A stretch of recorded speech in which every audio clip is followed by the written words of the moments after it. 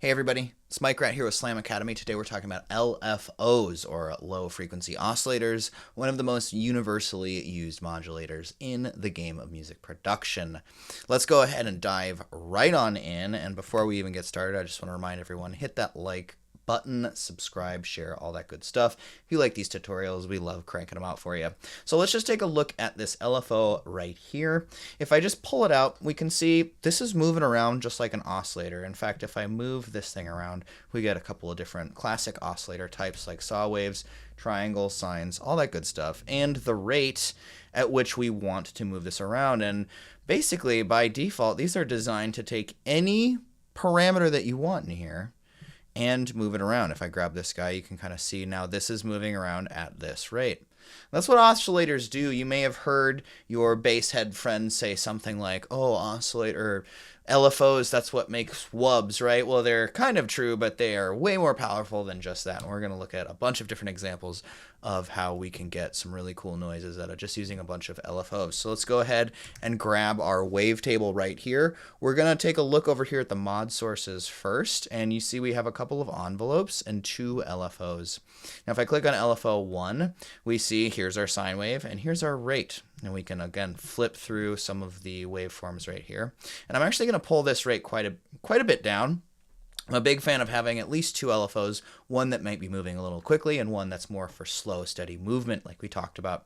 So let's go ahead now and go over to our matrix. And if I find the crossover between LFO 1 that I just messed with and the particular element that I want to move around, maybe the oscillator 1 position, we can change this by moving the box value, basically by clicking and dragging. And if you're unsure of where to find something that's not populated in the matrix, if you just click on something, it will populate in that matrix. So just click on the thing. You see these brackets here. Now we have the frequency, which is definitely a great target. So if I click on this oscillator 1 position, let's move this up. Now, one thing, especially with the wavetable that I want to explain, is the kind of 50-50 split that a lot of people really like to use.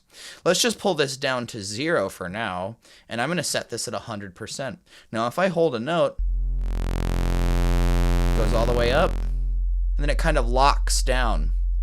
The reason for this is this 100 number is the distance that that value wants to go in either direction. So it's going to go from 0 to 100%, then 0, and then try to go to negative 100%, which we can't do. So if you really want something that kind of sweeps an entire wavetable in Ableton Live 12, I say set oscillator 1 to 50, and then set the LFO 1 or 2 amount to 50 as well. And now we can see just touches the top there and scoops the bottom right there. So just a little bit of math. All right, let's grab a couple more cool parameters. I really like warp and fold. These are some really fun ones. We can just turn these a little bit in either direction. It won't matter too much. Let's push them both to positive. And just here where we're at now. You can hear a little bit of that algorithmic warping going on. Let's grab a second oscillator here and maybe mess with the wavetable here. I'm a really big fan of Formant. These are kind of vocal oscillators. Let's go ahead and grab another 50-50 kind of split here, and we'll use LFO 1 for this. This is going to be our slow movement guy. We could even start it in the different direction, and we can go ahead and grab some more warp modes. We could do modern. You know what? Let's even go classic. Pulse width is a really good one to use. You can check out more about pulse width in our sound design program. Let's go ahead and push these in either direction, and now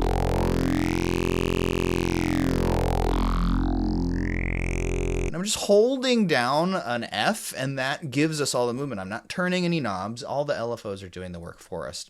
So now we could maybe make this wub a little bit and start using this low pass filter right here that's down in the middle. The classic sound, right? So really this is basically an LFO on the frequency, and if we want to be a little fancy here, we might as well grab a set of macros by hitting Command G. What we'll do here is I'm going to grab a couple parameters that I want over here on some macros. Frequency would be a good one for sure. We can put this on macro 1. And if I come over to LFO 1, we might want to grab some stuff. And actually, you know what? This, I think, is probably a good idea to use LFO 2 for. And what we'll do is we'll put this over in sync mode, so that kind of locks it to our tempo, which is appropriately at 140 today. And I'll grab the rate here. Now this is eighth notes as opposed to a hertz value. And we can even grab the global amount of LFO2. And we'll just put these on some macros. Maybe I'll give them some different colors so I know that the filter is the red and the LFO2 parameters are in yellow. And now I'll go over here, and since I have that global amount set to here, I'll go ahead and take the LFO2 to the frequency, and I'll crank this to 100%. But then to compensate, we'll probably pull it down over here. Let's just hear what it sounds like right now. Quite a bit. So pull this down. And change the rate over here. And we can push it up if we need to, or pull it down. Set it right around 250 hertz, that low end crossover. So those are the basics of just using two LFOs in any synthesizer. Again, I like a really slow one and a really fast one, kind of in conjunction. But if we want to take this a little bit further, we could use a little bit of second order modulation. This is what happens when you put an LFO on an LFO, which is always really fun. So I'm going to go ahead and grab a little side LFO. Let's grab two of them. And I'm going to put these in remote mode. And I'm going to hit map. And we're going to put this over here on the rate. And we could even hit map and do one on the amount. And you know what? Let's go ahead and just do all three of these. And we'll put this on the frequency. Now, these are all kind of moving at the same rate, so you might want to slow these down, or you might want to take the waveforms and set them to something cool, like we could do random. This is going to kind of block it up a little bit, so sometimes I'll crank the smooth up a little bit, and now we can see that's kind of just moving around. Stray is also kind of similar, but moves in a little bit more uniform pattern. And maybe one of these we'll keep on a sine wave, but we'll slow the sine wave down a little bit. And now we can see these are moving in a little bit of a different pattern, which is great, but there's one problem. I don't necessarily want my filter to go all the way down and up. I don't necessarily want this rate to be that fast, but luckily we've done the legwork of one of our next important tricks, which is using map mode in the Ableton's macro rack.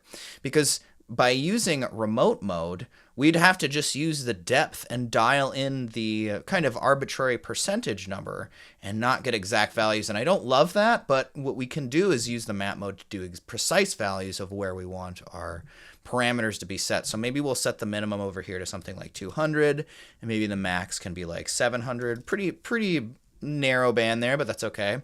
And the LFO2 amount, I don't really want it to max at anything too scary, so we'll just maybe max this at maybe 35%.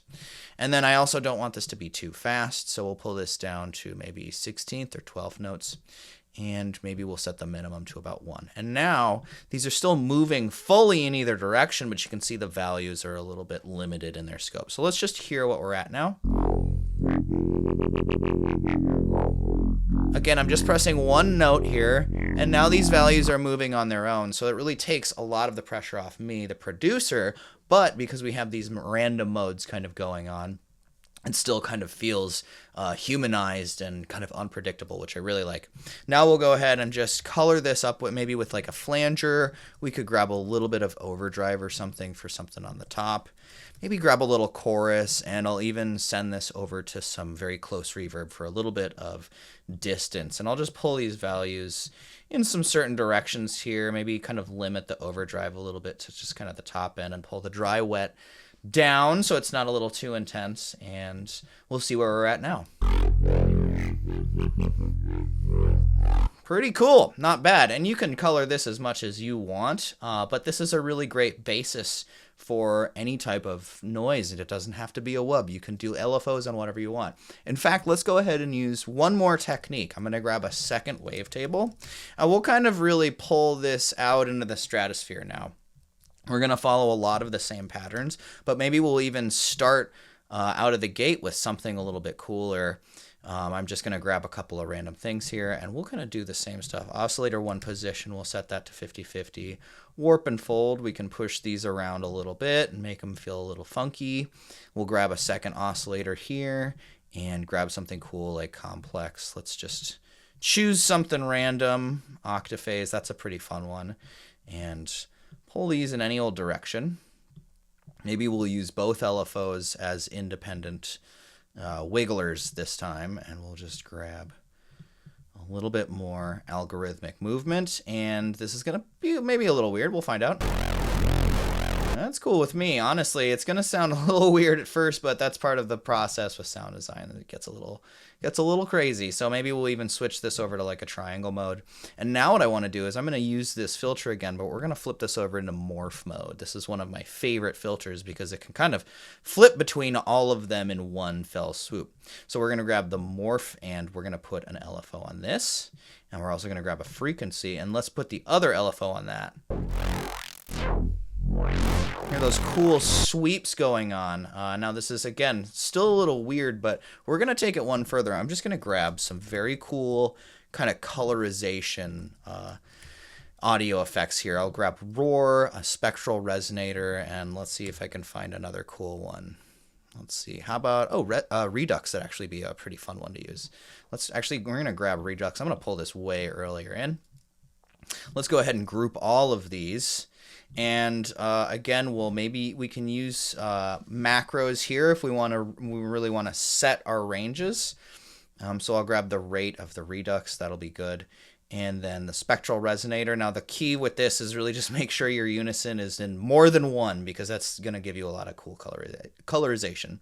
We'll grab the frequency, and we'll grab the maybe stretch and shift for a little bit of cool frequency shifting, and maybe the dry wet. That might be a good one to kind of you might even automate that one. And then the roar built in has 2 LFOs on its own, so we can actually just use these guys. And look, it's a very similar matrix. In fact, Ableton started rolling out matrices like this a couple of versions ago, and I love using them whenever I can. I think they're really, really helpful. So we'll use LFO 1 over here. We can use LFO 1 over here. This can maybe flip over to a bandpass. Let's go ahead and grab an extra shaper, and we'll do LFO 2 on this one, and maybe LFO 2 on this one, and this one maybe we'll flip into morph mode again. Or we could do something even cooler. Let's do maybe a comb filter. That might be fun. We'll really crank this guy up.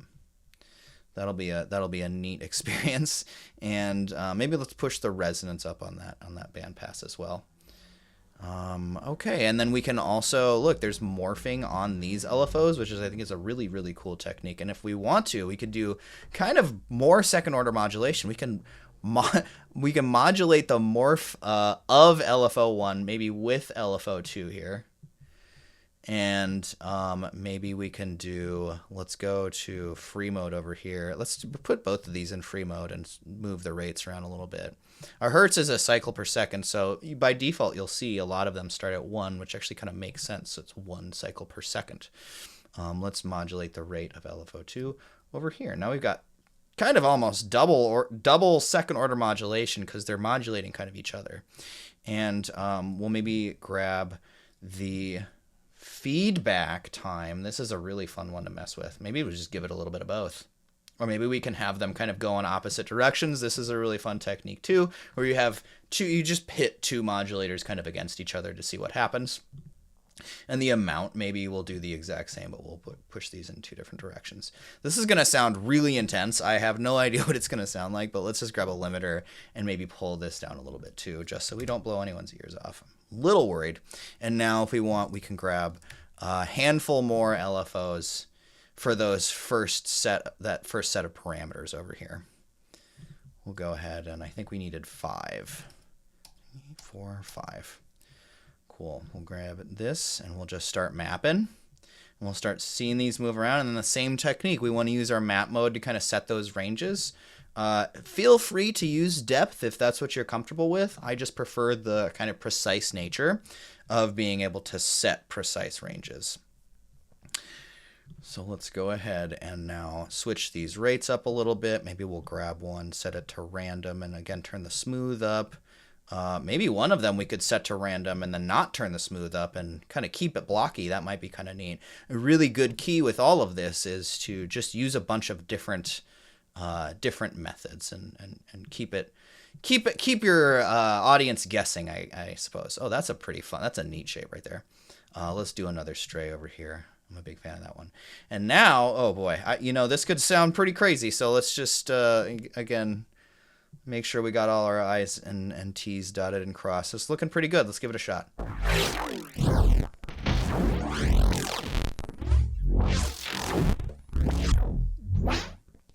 That's pretty cool. Just to A/B some of this, let's go ahead. I'm going to turn some of these off so we can kind of hear the difference of what's going on. Here's the Redux. It just basically kills the noise when it gets that low, and Redux is a really fun tool to use. But now we have this Spectral Resonator. This is shifting our pitch quite a bit, giving us some of that resonance as well. And then the roar is doing roar things per usual.